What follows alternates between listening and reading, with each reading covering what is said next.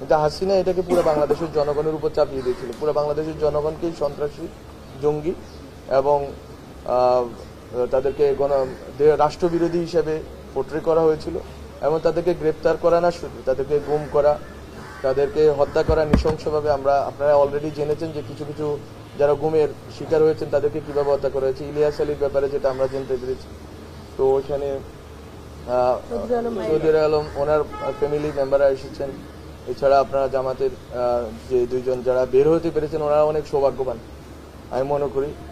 এই সৌভাগ্য যদি আপনাদের সবার হতো তাহলে আমরা সবাই খুশি হতাম এবং আমরা এই যে আজকে ঈদ করতেছি একটা স্বাধীন দেশে, একটা মুক্ত পরিবেশে, এই মুক্ত পরিবেশে যদি আপনাদের স্বজনরা আপনাদের সাথে থাকতেন তাহলে এই সরকার এবং আমাদের যে ছাত্র তরুণ যেই প্রজন্ম আমরা বাংলাদেশের গণতান্ত্রিক লড়াইয়ের ক্ষেত্রে ওনাদের উত্তরসূরি হিসেবে কাজ করেছি। ওনারা তো আমাদের পূর্বসূরি, কারণ ওনারা এই লড়াইটা নিজেদের জান বাজি রেখে যেহেতু করেছেন, যেহেতু নিজেদের প্রাণ উৎসর্গ করেছেন, হয়তো ফলত আমরা সাহসটা পেয়েছি যে এবার আর আমরা পিছনে ফিরে তাকাবো না।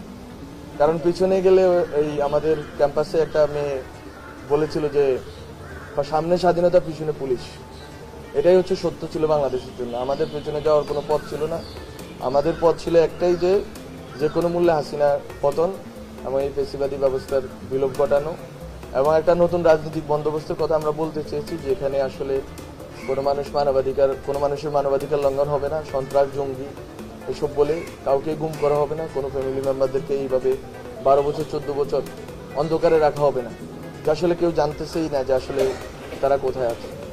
তো আমাদের চেষ্টা আমরা অব্যাহত রাখবো, আমরা যতদিন আছি আমাদের সরকারে, যে আমরা যাতে আপনারা যারা ভিকটিম ফ্যামিলি আছেন তাদেরকে তাদের পক্ষ থেকে সরকারের যে উদ্যোগগুলো আছে, যে আইনি লড়াই আছে, যারা পারপেট্রেটর ছিল, যারা এখানে অপরাধী আছে তাদেরকে গ্রেপ্তার করা থেকে শুরু করে আরও বিস্তীর্ণভাবে এই জিনিসটা জানার চেষ্টা করা, যেটা অনেকে বলেছেন যে আসলে কোন কোন এরিয়া থেকে গ্রেপ্তার হয়েছে। আমরা আরও স্পেসিফিকে যাওয়ার চেষ্টা করতেছি এবং আপনাদেরকে বলেছি যে এই সময়সীমা বৃদ্ধি করা হয়েছে। আশা করি যে সকল বাহিনী এবং যে সকল বাহিনীর সদস্যরা এখানে জড়িত ছিলেন তাদেরকে বিচারের আওতায় আনা হবে এই সরকারের আমলে, এবং এই বিচার প্রক্রিয়া কিন্তু আজকালের নয়। তো এই ক্ষেত্রে আমি বলতে চাইবো যে এখানে অনেকেই গুমের শিকার ফ্যামিলি আছেন যারা বিএনপি রাজনীতি করেছেন। আসলে বিএনপি, জামাত, ছাত্র, আলেম, ওলামা, মাদ্রাসা স্টুডেন্ট কেউ আসলে আলাদা না।